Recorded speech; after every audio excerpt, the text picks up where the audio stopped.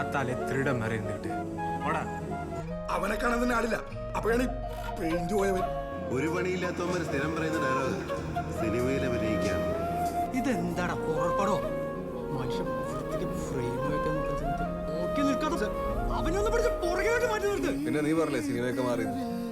സിനിമയും മാറിയിട്ടില്ല, ഒന്നും മാറിയിട്ടില്ല, ഇങ്ങോട്ടും മാറാനും പോണില്ല. എത്ര രൂപ അടിച്ചടാ? പൈസ കൊടുക്കാതെ നിന്നെ അഭിനയിപ്പിക്കില്ലല്ലോ.